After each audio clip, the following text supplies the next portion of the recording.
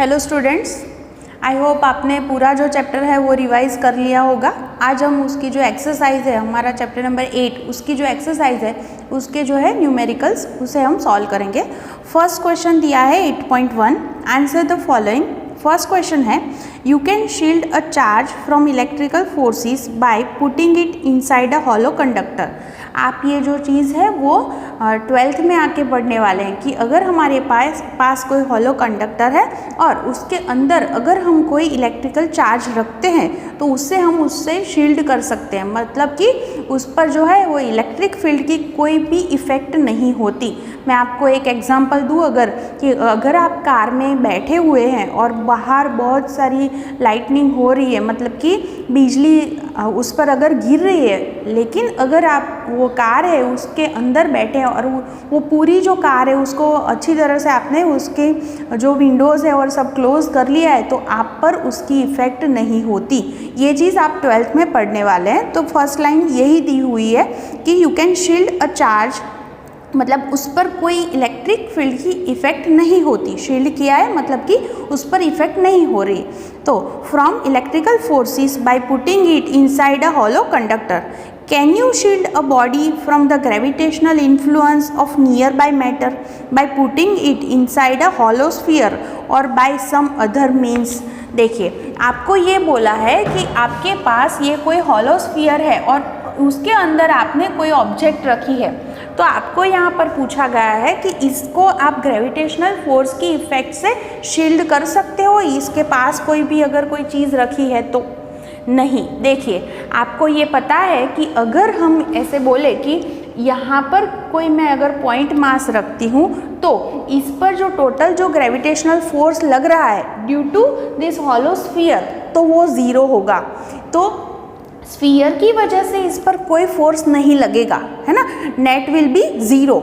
But यहाँ कोई मैंने अगर ऑब्जेक्ट रखी है तो ये दोनों के बीच में तो फोर्स लगेगा। अगर मैं यहाँ पर कोई ऑब्जेक्ट रखती हूँ तो ये दोनों के बीच में भी ग्रेविटेशनल फोर्स तो लगेगा, क्योंकि ग्रेविटेशनल फोर्स है वो मीडियम पर डिपेंड नहीं करता, है ना। उसमें अगर कोई मीडियम है नहीं है उस पर वो डिपेंड नहीं करता। तो आपको ये पूछा हुआ है यहाँ पर कि शील्ड की वजह से इस पर कोई यहाँ पर जो फोर्स लग रहा है उसके बारे में नहीं पूछा। आपको पूछा है कि यहाँ पर मैंने कोई यहाँ ऑब्जेक्ट रखी है तो दूसरी कोई भी ऑब्जेक्ट है वो उस पर ग्रेविटेशनल फोर्स लगा सकती है कि नहीं लगा सकती, ये हमारा क्वेश्चन है। ठीक है, तो मतलब कि आप यहाँ पर आंसर लिख सकते हैं नो। आप ये ऐसे लिख सकते हैं, a body can not be, लिख लीजिए ऐसे, a body can not be shielded from the gravitational influence of near by matter bye putting it inside a hollow sphere. ठीक है, ऐसे लिख लीजिए। और आगे लिख सकते हैं gravitational forces are independent of medium. ठीक है, ये फर्स्ट आपका आंसर हो गया। क्लियर? ओके। सेकेंड क्वेश्चन है आपका, an astronaut inside a small spaceship और orbiting around the earth cannot detect gravity. Okay, if the space station orbiting around the earth has a large size, can he hope to detect gravity? Yes, देखिए, आपको यहाँ पर बोला हुआ है कि अगर स्पेस स्टेशन है और वो क्या है, उसकी लार्ज साइज़ है। अगर लार्ज साइज़ है तो उसका मतलब ये हुआ कि वो ग्रेविटेशनल फोर्स की जो इफ़ेक्ट है वो हम मेजर कर सकते हैं। और we can detect g also, g gravity acceleration due to gravity, उसे भी हम डिटेक्ट कर सकते हैं, क्योंकि अगर मास अगर कम है तो उसकी जो इफ़ेक्ट है वो बहुत ही कम होगी, पर मास ज़्यादा है तो उसकी इफ़ेक्ट ज़्यादा होगी। ठीक है, तो आप ऐसे लिख लीजिए आपका answer, yes, if the size of the spaceship is extremely large then gravitational effect of spaceship become measurable and g can also be detected. Okay, ठीक है। Question C, if you compare the gravitational force on the earth due to the sun to that due to the moon, you would find that the sun's pull is greater than the moon's pull. आपको पता है कि gravitational force हम कैसे define करते हैं, F is equal to G m1 m2 by r square, मतलब F is inversely proportional to r square.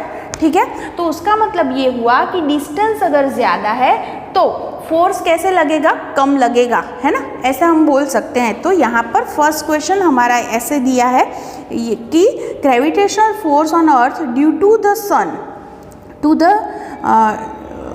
Due to the moon, ये दोनों के बीच की कंपैरिजन की है। You find that the sun's pull is greater than the moon's pull. Okay, तो यहाँ पर ये दिया है, लेकिन आपको ब्रैकेट में दिया है, you can check this yourself using the data available in the succeeding exercise. आगे आपको ये पता चलेगा। However the tidal effect of the moon's pull is greater than the tidal effect of sun. Y?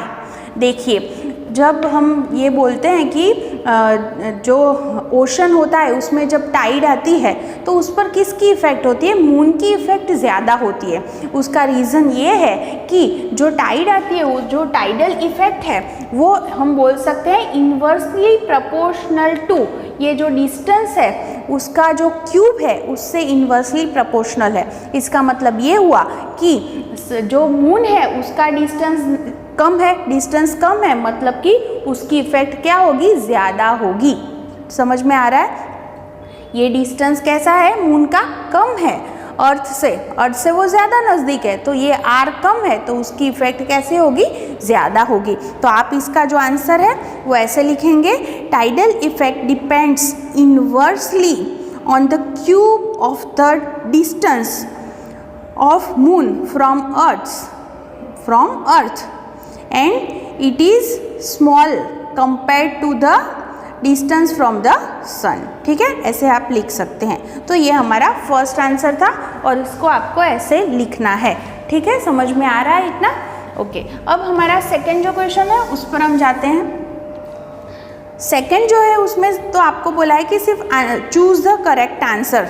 Okay, first question है acceleration due to gravity increases और decreases with increasing attitude. ओके, देखिए, अगर आप अर्थ की सरफेस से कुछ हाइट पर जाते हैं तो जी की जो वैल्यू है वो हम कौन से इक्वेशन से डिफाइन करते हैं, g h height h is equal to, हमारे पास जो है वो ओरिजिनल इक्वेशन है G M E upon are E plus H whole square, G M E upon are E plus H whole square.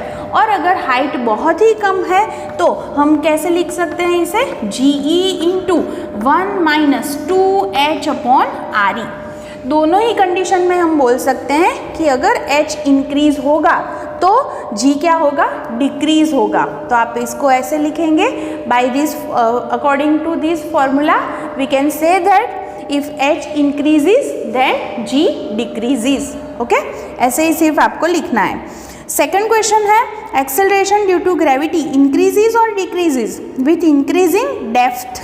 Okay, depth से क्या होगा, तो उसकी क्या फॉर्मूला थी आपके पास, g e into 1 minus d upon are e. ये फॉर्मूला से आप बोल सकते हैं कि अगर डी इंक्रीज होगा तो ये कुछ माइनस हो रहा है इसमें से, ये हमने थियोरी में पढ़ा हुआ है, वही उसी हिसाब से ही हमें आंसर लिखना है। According to this formula if D increases then g decreases.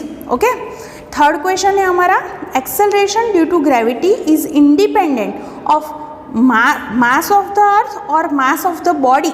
याद कीजिए जी की फॉर्मूला क्या थी, ओरिजिनल फॉर्मूला हम लिख सकते हैं G M E upon are square. According to this formula हम क्या बोल सकते हैं, ये जो जी है वो मास ऑफ अर्थ पर डिपेंड करता है, लेकिन यहाँ पर कोई भी बॉडी का मास इसमें नहीं आता फॉर्मूला में।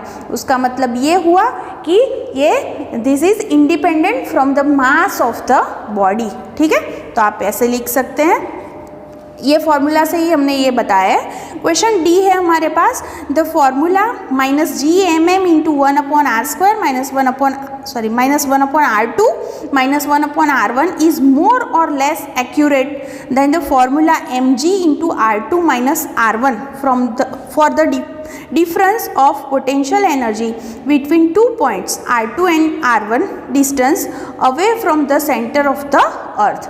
देखिए, आपको ये पता है कि अगर हम फॉर्मूला की बात करते हैं तो हमें पता है कि जो पोटेंशियल एनर्जी है, पोटेंशियल एनर्जी की हमने पहले जो फॉर्मूला ली हुई थी वो थी mgh, है ना। h is distance from surface of the earth, okay. और यहाँ पर हमने सेकेंड फॉर्मूला जो है वो यहाँ पर हमने क्या डिराइव की थी, वो थी -gmm इंटू 1/r2 - 1/r1। देखिए ये फॉर्मूला में क्या प्रॉब्लम था हमारा कि हम अर्थ की जो सरफेस है वहाँ से हाइट जो है वो हम गिनते हैं, तो वहाँ पर हाइट 0 है, हाइट 0 है, दैट मीन्स वहाँ पर हम पोटेंशियल क्या लेते हैं, ग्रेविटेशनल पोटेंशियल 0 लेते हैं। लेकिन एक्चुअली वहाँ पर ग्रेविटेशनल पोटेंशियल 0 नहीं है, उसकी कुछ वैल्यू है और वो कुछ कांस्टेंट वैल्यू है, तो उसे हम 0 नहीं ले सकते।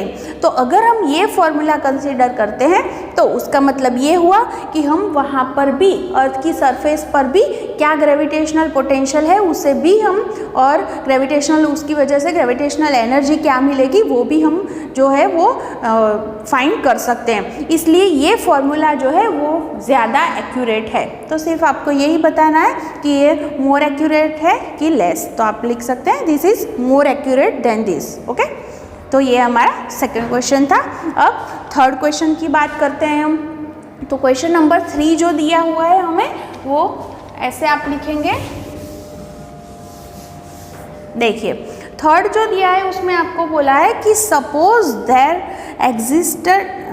existed a planet that went around the sun twice as fast as the earth, okay. जो सैटेलाइट है, मतलब उसे हम सैटेलाइट अगर बोले तो वो कैसे मूव कर रहा है, twice as fast as earth, मतलब ऐसे बोल सकते हैं कि उसकी वो घूम रहा है तो omega S is twice then omega E, okay, ये दिया हुआ है। और फिर बोल रहे हैं कि what would be its orbital size as compared to that of the earth. Orbital size मतलब कि हमें उसका रेडियस फाइंड करना है, ओके, उससे हम ऑर्बिटल साइज के बारे में बोल सकते हैं। तो इसकी ऑर्बिटल साइज क्या होगी ये हमें फाइंड करना है, ठीक है। तो ये देखिए आप, पहले तो हमें दिया हुआ है यहाँ पर कि there existed a planet that went around the sun. ये जो प्लैनेट है वो जो सन है उसके अराउंड वो घूम रहा है, और हमें पता है कि किसी को भी ऐसे चक्कर लगाना है तो उसके लिए उसे कौन सा फोर्स चाहिए, सेंट्रीपिटल फोर्स, और वो कौन प्रोवाइड करेगा, तो वो प्लैनेट और सन दोनों के बीच में कौन सा फोर्स लग रहा है, ग्रेविटेशनल फोर्स, उसकी वजह से उसे सेंट्रीपिटल फोर्स मिलेगा और वो उसके अराउंड वो घूम सकता है, ठीक है। तो अगर हम इस चीज़ के लिए बात करें तो आप ऐसे पहले लिख सकते हैं, इसमें लिखिए आप, since earth is rotating around sun, centripetal force on earth, centripetal force on earth is provided by gravitational force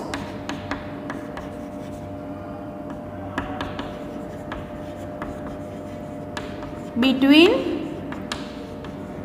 sun and earth, okay।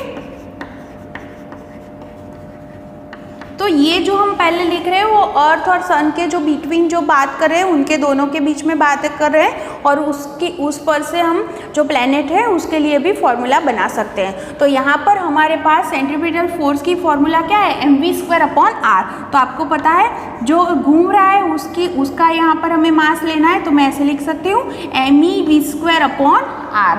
और ग्रेविटेशनल फोर्स किन दोनों के बीच में लग रहा है, एक है अर्थ और दूसरा कौन है, सन, ये दोनों के बीच में लग रहा है, मतलब Gmems/r², r दोनों के बीच का डिफरेंस है, ठीक है।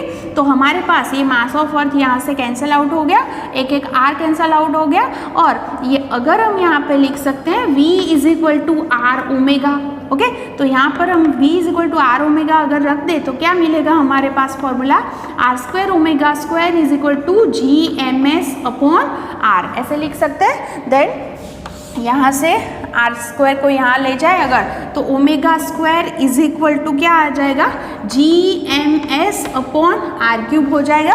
और ये जो पूरा लिखा है हमने वो अर्थ के लिए लिखा है, यहाँ पर मैं इसे ओमेगा ई से डिनोट कर सकती हूँ। तो ये फर्स्ट फॉर्मूला मुझे ऐसे मिल गया। ओके, तो अगर हम प्लैनेट के लिए लिखें इस पर से ही, तो फॉर प्लैनेट क्या लिख सकते हैं, omega S square is equal to क्या आएगा, GMS अपॉन, इसे मैं आर डैश से डिनोट करूंगी। ठीक है, तो ये सेकंड फॉर्मूला आ गया, मतलब कि हमारे पास ये फॉर्मूला ऐसे बन गया कि omega square is proportional to 1/r cube, ऐसे लिख सकते हैं। तो अगर हम ये दोनों का रेशियो अगर ले लें तो क्या लिख सकते हैं उस पर से, omega e square by omega S square is equal to क्या आ जाएगा, ये इन्वर्स है इसलिए r dash cube upon r cube आ जाएगा। ठीक है, यहाँ पर हमारे पास ये दोनों के बीच का जो फॉर्मूला दिया है omega S is equal to, ये रिलेशन क्या है, omega S is equal to twice omega E. तो यहाँ पर हम रख सकते हैं उसे omega is equal to twice omega E, और उसका स्क्वायर है is equal to R dash cube by R cube. Okay, हमें आर डैश जो है वो फाइंड आउट करना है। तो यहाँ पर देखिए omega e square cancel out हो गया और यहाँ पे क्या बचेगा 1/4। तो यहाँ लिख सकते हैं R dash cube is equal to R cube by 4, ऐसा आ जाएगा आपका आंसर। ओके, अगर हम दोनों साइड क्यूब रूट ले ले तो हम लिख सकते हैं R dash is equal to R cube है उसका क्यूब रूट आर आ जाएगा, और 4 का यहाँ पर हमें क्यूब रूट फाइंड आउट करना पड़ेगा। आपको ये आता है, कैलकुलेटर से भी आप उसे फाइंड कर सकते हैं। कैसे करना है, आप पहले ऐसा कीजिए, पहले अपने कैलकुलेटर में पहले डिजिट 4 लिखिए। ओके, फिर उसमें जो स्क्वायर रूट की साइन दी हुई है उसे 2 टाइम्स आप ऐसे दबाइए। कितनी बार, 2 बार। अब मल्टीप्लिकेशन की साइन जो है वो दबाइए, फिर से स्क्वायर रूट की जो साइन है वो 4 टाइम्स फिर दबाइए, 1 2 3 4। फिर से मल्टीप्लाई दबाइए, फिर से जो स्क्वायर रूट की साइन है उसे 8 टाइम दबाना है, 8 टाइम, 1 2, ध्यान से 1 2 3 4 5 6 7 और 8 टाइम। फिर से मल्टीप्लाई की निशानी दबाइए और फिर से स्क्वायर रूट की निशानी 2 टाइम्स दबाइए। ओके, और उसके बाद इक्वल की साइन आप दबा दीजिए, तो आपका आंसर क्या आएगा, 1.588। ऐसा आंसर आपका आता है, क्या आएगा, 1.588। तो ये हो गया उसका क्यूब रूट। अगर आपको ऐसे नहीं, मतलब आपको कंफर्म करना है कि हमारा आंसर राइट है या रॉन्ग है, तो आप ऐसे कर सकते हैं। सपोज आप 8 ले ले, तो 8 का क्यूब रूट का आंसर क्या आना चाहिए, 2 आना चाहिए। 8 का क्यूब रूट क्या होता है, 2 होता है। तो अगर आप 8 के लिए यही फॉर्मूला से अगर आप आंसर लाते हैं तो 1.99, मतलब अप्रोक्सीमेटली आपका आंसर 2 आ जाएगा। ओके, तो ये आप चेक कर सकते हैं। मैं फिर से बोल देती हूँ एक बार फॉर्मूला। मैंने क्या किया, पहले जिस डिजिट का आपको क्यूब रूट निकालना है वो डिजिट आप कैलकुलेटर में लिख लीजिए, फिर जो स्क्वायर रूट की साइन है उसे 2 टाइम्स स्क्वायर रूट की जो साइन है उसे आपको दबानी है, फिर मल्टीप्लिकेशन की साइन दबानी है, फिर 4 टाइम्स स्क्वायर रूट की साइन दबानी है, फिर से मल्टीप्लाई की निशानी दबानी है, फिर 8 टाइम्स स्क्वायर रूट की साइन दबानी है, फिर से मल्टीप्लाई और 2 टाइम्स स्क्वायर रूट की साइन दबा के इक्वल की साइन दबा दीजिए। 2482 इतना आपको याद रखना है, तो आपका जो है वो आंसर आ जाएगा। अब आप कर दीजिए 1/1.588, अप्रोक्सीमेटली आपका आंसर 0.63 आ जाएगा। मतलब कि इसका जो रेडियस है वो अर्थ के रेडियस से कितना हो गया, 0.63 टाइम्स है, ऐसे आप बोल सकते हैं। तो अगर कोई ऐसे आपको बताया हुआ है कि ऐसे घूम रहा है, तो आप यही फॉर्मूला अप्लाई करेंगे और उससे आपका आंसर आ जाएगा। तो आपके पास पूरा आंसर है, उसे आप पहले नोट डाउन कर दीजिए। ठीक है, ओके। नेक्स्ट क्वेश्चन है हमारा क्वेश्चन नंबर 4। देखिए क्वेश्चन नंबर 4 में क्या दिया है, Io, one of the satellite of Jupiter, has an orbital period of 1.769 days and the radius of the orbit is 4.22 into 10⁸ meter. Show that the mass of Jupiter is about 1000 that of sun. मतलब हमें पहले तो Jupiter का mass find out करना है, ठीक है। देखिए यहाँ पर एक तो टाइम पीरियड दिया हुआ है, हमें टी की वैल्यू दी हुई है कितनी 1.769 डेज, ठीक है, इतनी दी हुई है। पहले तो हमें इसे सेकंड में अगर कन्वर्ट करना है तो आपको पता है कि एक दिन में 24 आवर्स होते हैं और एक घंटे में 3600 सेकेंड होती है। तो अगर हमें सेकंड में उसे कन्वर्ट करना है तो multiply by 24 and multiply by 3600, तो सेकंड में कन्वर्ट हो जाएगा। और आपको जो डिस्टेंस दिया हुआ है r, वो कितना दिया हुआ है आपको, वो है 4.22 इंटू 10⁸ मीटर, ठीक है, इतना आपको दिया हुआ है। पहले तो आपको मास ऑफ जुपिटर फाइंड आउट करना है और उसकी कंपैरिजन मास ऑफ सन से करनी है। आपको ये भी पता है कि मास ऑफ सन क्या है, 2 इंटू 10⁻30 किलोग्राम। तो इन दोनों की कंपैरिजन से आपको ये फाइंड आउट करना है कि मास ऑफ जुपिटर कितना है मास ऑफ सन से 1/1000 है ना, ये आपको बताया है, ठीक है। देखिए अगर हम ये दोनों की बात करें तो हमारे पास ये फॉर्मूला है T square, Kepler's third law है ना, T square is proportional to R cube. और वो जो कांस्टेंट है उसकी वैल्यू क्या थी आपको याद है, 4π²/g। यहाँ मास ऑफ अर्थ नहीं आएगा, क्या आएगा, मास ऑफ जुपिटर, क्योंकि वो जो सैटेलाइट हो वो जुपिटर के आसपास घूम रहा है इसलिए। तो डायरेक्टली आप यहाँ से ये फॉर्मूला अप्लाई कर सकते हैं और मास ऑफ जुपिटर फाइंड कर सकते हैं। अगर आपको लग रहा है कि ये फॉर्मूला कहाँ से आता है तो वो भी मैं आपको बता सकती हूँ कि हम अगर बात करें तो ये हमारा जुपिटर है और उसके अराउंड उसका जो सैटेलाइट है आयो वो घूम रहा है। अगर हम उसका मास m ले तो हमें पता है इसे उसके अराउंड घूमने के लिए कौन सा फोर्स चाहिए, सेंट्रीपिटल फोर्स। कौन प्रोवाइड करेगा, तो ये दोनों के बीच में ग्रेविटेशनल फोर्स लग रहा है वो उसे प्रोवाइड करेगा।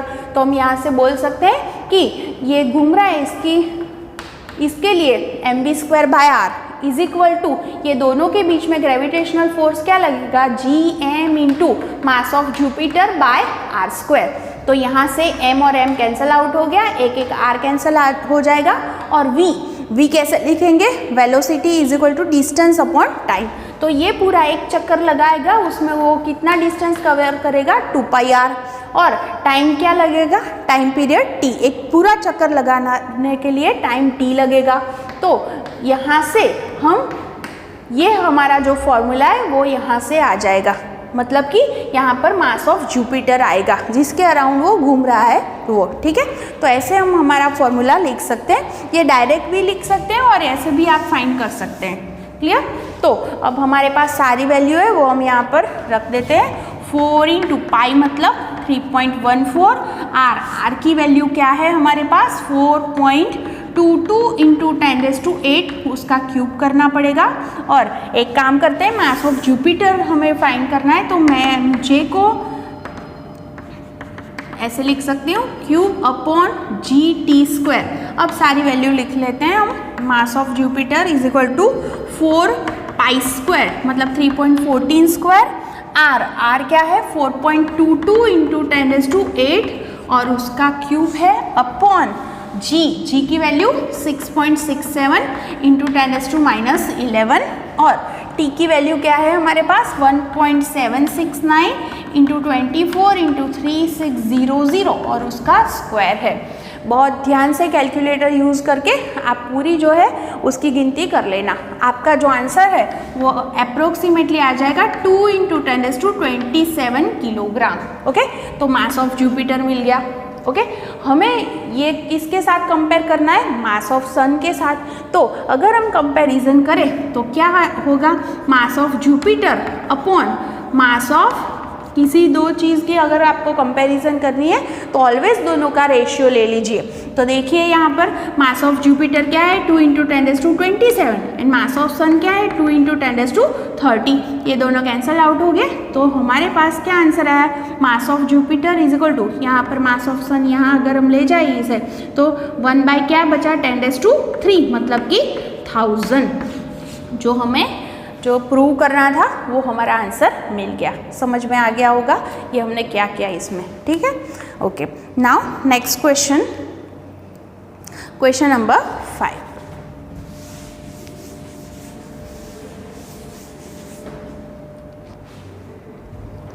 देखिए क्वेश्चन 5 में बताया मैं, let us assume that our galaxy consist of 2.5 into 10⁻11 stars each of 1 solar mass, मतलब कि हर एक का मास कितना है, सन का जितना मास है उतना ही उसका मास है। तो और इतने हमारे पास कितने स्टार्स है, total number of stars 2.5 into 10⁻11। तो उसका मतलब टोटल उसका मास क्या हो जाएगा, हमें दोनों को मल्टीप्लाई करना पड़ेगा। क्लियर? ओके। नेक्स्ट पता है, how long will a star at a distance of 50,000 है आपकी बुक में, अगर 5,000 छपा है तो 50,000 कर लेना, light year from the galactic centre take to complete 1 revolution. Okay, तो take the diameter of the Milky Way to be 10⁵ light year. Okay, पहले तो हमें जो दिया है वो हम लिख सकते हैं यहाँ पर कि मास ऑफ सन जो है वो हमें पता है, मास ऑफ सन क्या है 2 इंटू 10⁻30 किलोग्राम। क्लियर? और नंबर ऑफ स्टार्स क्या दिया है हमें, टोटल नंबर ऑफ स्टार्स कितने दिए हुए हैं हमें 2.5 इंटू 10⁻11। देन टोटल मास उनका क्या हो जाएगा, एक का जो मास है 2 इंटू 10⁻30 किलोग्राम है, तो इतने स्टार्स है हमारे पास, तो टोटल मास क्या हो जाएगा, टोटल मास ऑफ स्टार्स क्या हो जाएगा, स्टार्स, मैंने स्टार्स लिख दिया। ओके, क्या हो जाएगा वो 2 इंटू 10⁻30 इंटू 2.5 इंटू 10⁻11, मतलब कि 5 इंटू 10⁻41 किलोग्राम। क्लियर? इतना टोटल उनका मास हो गया। और ये जो हमें दिया है वो जो डिस्टेंस है, वो डिस्टेंस कितना दिया हुआ है, डिस्टेंस इज इक्वल टू, उसे अगर हम आर से दिखाए तो वो है 50,000 लाइट ईयर। ओके, और लाइट ईयर को आपको मीटर में कन्वर्ट करना पड़ेगा पहले तो आपको पता है 1 light year is equal to 9.46 into 10⁻15 metre. तो हम उसे मल्टीप्लाई कर देंगे। ठीक है, आपको क्या पूछा है यहाँ पर कि कितना टोटल कंप्लीट 1 रिवॉल्यूशन के लिए वो कितना टाइम लगाएगा, मतलब टाइम पीरियड ही पूछा हुआ है, टी की वैल्यू पूछी हुई है हमें। तो हमें पता है कि वो जो सेंटर है उसके अराउंड स्टार्स घूम रहे हैं, तो उनको पूरा एक रिवॉल्यूशन करने के लिए कितना टाइम लगेगा, तो वो टी फाइंड करना है। तो यहाँ पर भी हम केपलर का जो 3rd लॉ है वो डायरेक्टली अप्लाई कर सकते हैं। तो टी फाइंड करने के लिए हम क्या लिख सकते हैं, वी नो दैट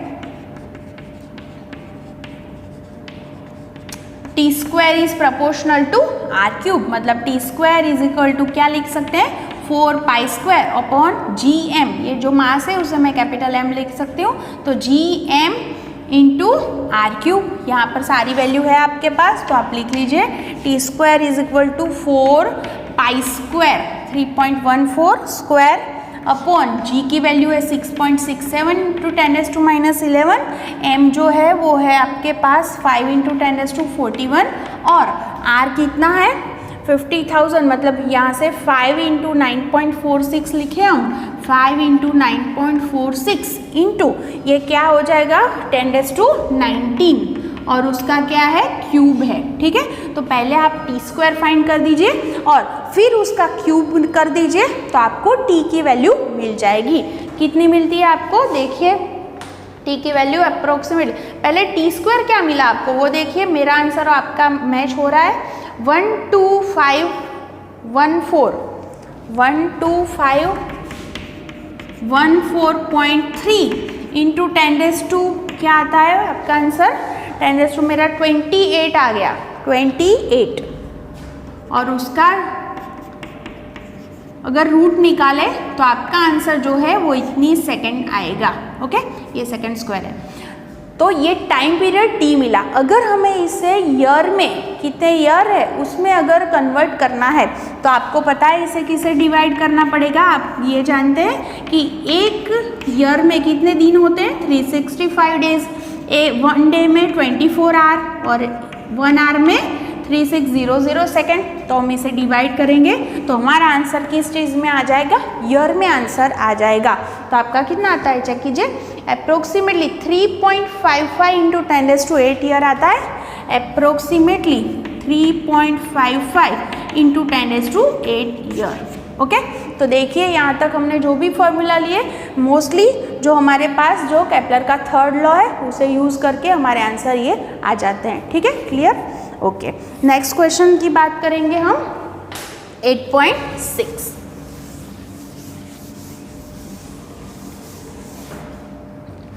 देखिए क्या है हमारे पास question, choose the correct alternative if the zero of potential energy is at infinite.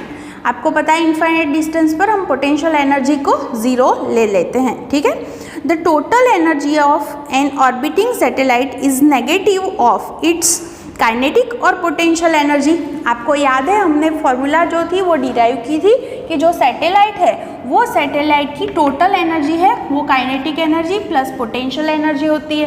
तो हम ये जानते हैं कि जो काइनेटिक एनर्जी है वो काइनेटिक एनर्जी हमने कैसे फाइंड की थी, तो हमें पता है कि उसे अर्थ, सपोज किसी भी अर्थ के बारे में अगर बात करें तो वो अर्थ के अराउंड घूम रहा है तो उसकी जो सेंट्रीपिटल फोर्स होगा दोनों के बीच में वो क्या होगा, Gmem/r² होगा। तो अगर हम यहाँ से एक एक r कैंसल आउट करें और दोनों साइड 1/2 से मल्टीप्लाई करेंगे तो 1/2 mv² that is kinetic energy. तो काइनेटिक एनर्जी की हमारे पास क्या फॉर्मूला आ गई, Gmem क्या आ गया आंसर हमारा 2r। ओके, और पोटेंशियल एनर्जी हमें पता है दो, अगर हमारे पास कोई भी दो बॉडी है तो उनके बीच में उनका जो पोटेंशियल एनर्जी होगा उसका फॉर्मूला क्या है, -Gm1m2/r। तो हम लिख सकते हैं -G एक अर्थ है और एक सैटेलाइट है अपॉन दोनों के बीच का डिस्टेंस r। यहाँ से 1/2 -1 करेंगे तो हमारा आंसर आ जाएगा -1/2। ये हमने ऑलरेडी थियोरी में पढ़ा हुआ है, सैटेलाइट की टोटल एनर्जी फाइंड करते हैं तब हमने ये पढ़ा हुआ है। ठीक है, तो ये हमें पूछा है यहाँ पर कि टोटल एनर्जी है वो कितनी होगी, किसकी नेगेटिव होगी, पोटेंशियल एनर्जी की कि काइनेटिक एनर्जी की। तो आप देख सकते हैं कि काइनेटिक एनर्जी की फॉर्मूला और टोटल एनर्जी की फॉर्मूला सेम ही है। कितना चेंज है इसमें, काइनेटिक एनर्जी कभी भी नेगेटिव नहीं हो सकती, मतलब ये पॉजिटिव है, ये उतनी ही नेगेटिव है, और ये जो पोटेंशियल एनर्जी है वो इससे तो डबल है। ओके, तो अगर हम यहाँ पर ये पूछा हुआ है कि टोटल एनर्जी जितनी है अगर उसे हम प्लस कंसीडर करेंगे तो मतलब ये उसे हम माइनस कंसीडर करना पड़ेगा। ठीक है, इसलिए नेगेटिव नहीं होती, लेकिन अगर हम ऐसे बोले कि इस चीज़ को हम प्लस, यहाँ ये जो पूरा आंसर है उसे हम प्लस ई से अगर डिनोट करते हैं तो उसका मतलब क्या हुआ, इसका आंसर क्या होना चाहिए, क्या होना चाहिए इसका आंसर -e की वैल्यू यहाँ पर ये रख दीजिए आप, तो ये आंसर प्लस आ जाएगा। ठीक है, इसलिए ऐसे बोल सकते हैं। क्लियर? तो मतलब कि आपका आंसर क्या होगा, is negative of its kinetic energy. Okay, kinetic energy जितनी है उतना वो नेगेटिव होगा, टोटल एनर्जी जितनी काइनेटिक एनर्जी है उतना ही वो नेगेटिव है। क्लियर? सेकेंड क्वेश्चन है, the energy required to launch an orbiting satellite out of earth's gravitational influence is more और less than the energy required to project a stationary object at the same height out of the earth's influence. देखिए आपको दोनों के बीच में comparison करनी है। Energy required to launch an orbiting satellite, अगर कोई सैटेलाइट है वो किसी ऑर्बिट में अगर घूम रहा है तो उसके पास काइनेटिक एनर्जी भी होगी और पोटेंशियल एनर्जी भी होगी, मतलब कि टोटल उसके पास इतनी एनर्जी है माइनस में। तो अगर हम उसे यहाँ से लॉन्च करना है तो भेज देना है कहीं पर, तो इतनी एनर्जी हमें कितनी कैसी देनी पड़ेगी, प्लस देनी पड़ेगी। मतलब कि हमारा आंसर क्या आएगा, +Gmem/2r, इतनी एनर्जी देनी पड़ेगी। तो ये सैटेलाइट के लिए हुआ। अगर हमारे पास, और सेकंड चीज़ क्या पूछी है हमें, किसके साथ कंपैरिजन करनी है, to project a stationary object at the same height out of the earth's influence. देखिए स्टेशनरी ऑब्जेक्ट है हमारे पास, स्टेशनरी ऑब्जेक्ट है दैट मीन्स उसके पास काइनेटिक एनर्जी नहीं है, तो उसकी टोटल एनर्जी में काइनेटिक एनर्जी तो ज़ीरो हो जाएगी, तो उसके पास कौन सी एनर्जी बचेगी, पोटेंशियल एनर्जी। पोटेंशियल एनर्जी क्या है, -Gmem/r। ओके, तो उसे हमें लॉन्च करने के लिए टोटल एनर्जी कितनी देनी पड़ेगी, +Gmem/r। अब कंपैरिजन कर रही है ये दोनों के बीच में, किसकी वैल्यू ज़्यादा है, ये ज़्यादा है ना, ये इसमें बाय 2 है, बाय 2 है मतलब ये वैल्यू कम है, मतलब कि सैटेलाइट जो मूविंग है उससे हमें कम एनर्जी देनी पड़ेगी, लेस एनर्जी देनी पड़ेगी कंपेयर टू ये जो स्टेशनरी कोई ऑब्जेक्ट रखी है उसी जगह पे। मतलब कि अगर मेरे पास ये अर्थ है, ओके, और इसके अराउंड यहाँ पर ये सैटेलाइट है और वो यहाँ पर घूम रहा है, और यहाँ पर कोई ऑब्जेक्ट रखी है, वो स्टेशनरी मतलब वो वहाँ पर ही रखी हुई है, खड़ी है, तो दोनों को अर्थ की इन्फ्लुएंस से बाहर निकालने के लिए मुझे एनर्जी देनी है। तो दोनों की कंपैरिजन करें तो किसे ज़्यादा एनर्जी चाहिए, इसे। क्यों? क्योंकि उसके पास काइनेटिक एनर्जी नहीं है, सिर्फ पोटेंशियल एनर्जी है, और पोटेंशियल एनर्जी नेगेटिव होती है, मतलब उसे टोटल एनर्जी ज़्यादा चाहिए कंपेयर टू ये जो सैटेलाइट है उसकी कंपेयर में उसे ज़्यादा एनर्जी चाहिए। क्लियर? नेक्स्ट क्वेश्चन है हमारे पास अब 8.7, does the escape speed of a body from the earth depend on the mass of the body. हमें अलग अलग क्वेश्चन पूछे हैं। आपको पता है कि अर्थ की सरफेस पर अगर कोई चीज़ रखी है तो उसके पास एस्केप स्पीड की क्या वैल्यू फॉर्मूला थी हमारे पास, √2gme/re, ऐसे लिख सकते हैं। ओके, तो ये फॉर्मूला देखिए, इस चीज़ में कहीं पर भी कोई जो ऑब्जेक्ट है उसका मास नहीं है, मतलब कि वो ऑब्जेक्ट के मास पर डिपेंड नहीं करेगा। क्लियर? सेकंड पूछा है the location from where it is projected, तो ये लोकेशन पर भी डिपेंड नहीं करेगा क्योंकि हम अर्थ की सरफेस से ही उसे भेज रहे हैं, तो यहाँ से भेजे कि यहाँ से भेजे, आर तो उसकी वैल्यू में कोई बड़ा चेंज नहीं है, मतलब ये सारी चीज़ें कांस्टेंट ही है। मतलब कहीं पर भी अर्थ की सरफेस से कहीं पर भी कोई भी चीज़ को अगर आप भेज रहे हैं तो उसके लिए एस्केप वेलोसिटी है, एस्केप स्पीड है, उसकी वैल्यू 11.2 किलोमीटर पर सेकेंड ही होगी, कोई इसमें बड़ा चेंज नहीं होगा, इसलिए वो उस पर भी डिपेंड नहीं करेगा, ऐसे लिख सकते हैं आप। और फिर द डायरेक्शन ऑफ प्रोजेक्शन, तो डायरेक्शन पर भी कोई इस पर डिपेंड नहीं करेगा, उसकी भी यहाँ पर कोई थीटा और कुछ है ही नहीं इसमें, मतलब कि उस पर भी वो डिपेंड नहीं करेगा। ये फॉर्मूला से ही आप डायरेक्टली बता सकते हैं। और लास्ट है the height of the location from where the body is launch. देखिए हाइट पर डिपेंड करेगा, अर्थ की सरफेस से अगर आप यहाँ से कोई चीज़ को फेंकते हैं इतनी हाइट से और इतनी हाइट से, तो अगर हाइट चेंज होगी तो ये वैल्यू चेंज होगी, ये वैल्यू चेंज होगी तो एस्केप स्पीड भी चेंज होगी, तो उस पर वो डिपेंड करता है।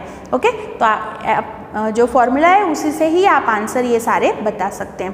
तो आज के लिए हम इतना बताते हैं और आप इस सब सारे जो एग्जाम्पल करवाए सबकी अच्छे से प्रैक्टिस कर लेना।